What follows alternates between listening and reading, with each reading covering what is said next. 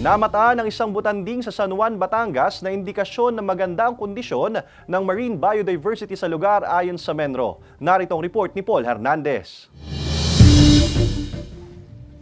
Sa isang pambihirang close encounter, namataan ang butanding o whale shark sa katubigang sakop ng Barangay Hugom, San Juan, Batangas. Sa videong yan mula sa Tourism Office ng San Juan, kitang palangoy-langoy lang ang butanding na tila nakikipaglaro habang nasa ilalim siya ng dagat. Ilang sandali ring nagpaikot-ikot sa lugar ang butanding bago tuluyang lumayo. Hindi naman daw hinawakan ng marine animal at hinayaan lang lumangoy-langoy. Tingin ng Municipal Environment and Natural Resources Office ng San Juan, posibleng naghahanap ng makakain ng butanding sa bahaging yun ng karagatan. Magandang ating coral reef, kaya maraming phytoplankton, maraming nakakain dito, kaya kung bakit maraming butanding dito sa ating lugar. Ayon pa sa Menro, madalas ang whale shark sighting sa lugar. Isang indikasyon daw ito na magandang kalagayan o kondisyon ng marine biodiversity sa lugar. We have 9 sites na marine protected area.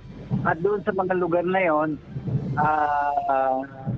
meron tayo nakikitang feeding site. At minsan may 5 hanggang 10 butanding na nakikita dito sa atin. Inaabisong huwag galawin, hawakan o gambalain ng mga ito at dapat na protektahan ng wildlife. Paul Hernandez, Balitang Southern Tagalog.